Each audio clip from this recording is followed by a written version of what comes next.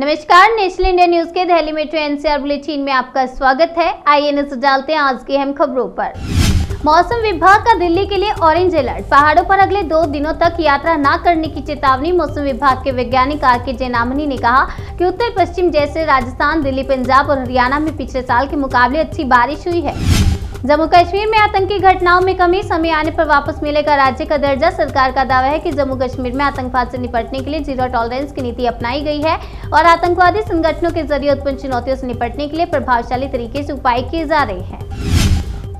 PM Modi ने कर्नाटक के नए मुख्यमंत्री बसवराज बोम्मई को दी बधाई। येदियुरप्पा के लिए कही ये बात। बीजेपी के वरिष्ठ नेता बसवराज बोम्मई को राजभवन के ग्लास हाउस में आयोजित एक समारोह में राज्यपाल थावरचंद गहलोत ने कर्नाटक के तीसरे मुख्यमंत्री के रूप में शपथ दिलाई। बसवराज बोम्मई ने भगवान के नाम पर शपथ ली। बीजेपी ने बढ़ते संक्रमण पर उठाए सवाल। पात्रा बोले, कोरोना को लेकर केरल सरकार से हुई गलती। संबित पात्रा ने कहा, कांवड़ी यात्रा के दौरान सुप्रीम कोर्ट ने निर्देशों का पालन किया गया और मगर बकरीद पर केरल सरकार ने उन निर्देशों का पालन नहीं किया। अगली खबर दिल्ली से है। आईजीआई एयरपोर्ट पर फर्जी पासपोर्ट और वीजा से यात्रा करने के 32 मामले दर्ज। केंद्र सरकार ने राज्यसभा में दी जानकारी। केंद्रीय गृह मंत्रालय के तहत काम करने वाले ब्यूरो ऑफ इमिग्रेशन द्वारा नागरिक उड्डयन राज्य मंत्री को इस मामलों की संख्या के बारे में जानकारी प्रदान की गई है। सिंह ने कहा, ब्यूरो ऑफ इमिग्रेशन फर्जी पासपोर्ट और वीजा के मामलों को देख रहा है। करगिल में बादल फटने से भारी तबाही, लघु पनबिजली परियोजना को पहुंचा नुकसान। लद्दाख स्वायत्त पर्वतीय विकास परिषद कारगिल के अध्यक्ष फिरोज अहमद खान ने बताया कि कारगिल जांस्कर मार्ग पर सांगरा सबसे ज्यादा प्रभावित हुआ।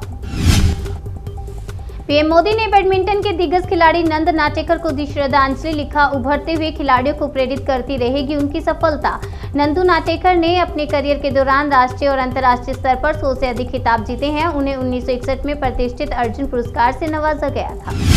राहुल गांधी ने केंद्र पर दागे कई सवाल। पूछा, क्या भारत सरकार ने खरीद लिया पेगासस? क्या अपनों के खिलाफ भी कर रही है इस्तेमाल? पेगासस मुद्दे को लेकर विपक्ष मानसून सत्र के पहले दिन से ही सरकार को घेरने की ताक में है। ऐसे में हंगामे के बीच 2 हफ्ते में कई बार सदन की कार्यवाही को स्थगित करना पड़ा है। प्रियंका गांधी ने बाराबंकी सड़क हादसे पर जताया दुख।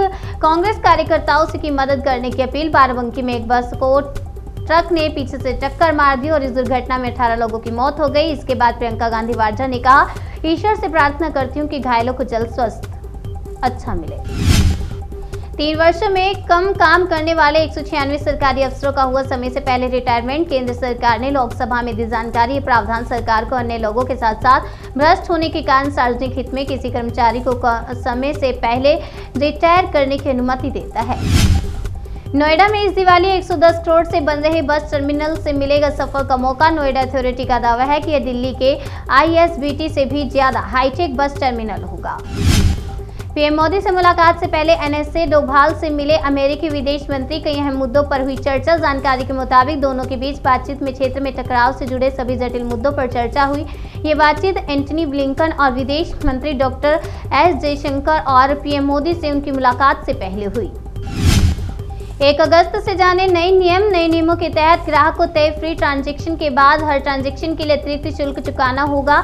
इस समय ये शुल्क 15 रुपये है, जो 1 अगस्त के बाद बढ़कर 17 रुपये हो जाएगा।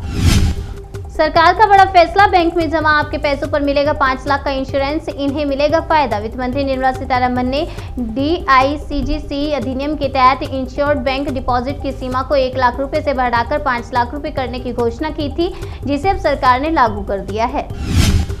टीके की कमी के कारण दिल्ली में वैक्सीन की तेजी पर लग रहा ब्रेक। तीसरी लहर के चक्कर में पहली डोज की मारामारी। टीके की कमी के कारण 18 साल से अधिक उम्र के लोगों को सरकारी सेंटर्स पर फ्री में लगने वाला टीकाकरण अभियान धीमा पड़ गया है, जबकि दूसरी डोज लेने वालों के लिए टीका मिल रहा है।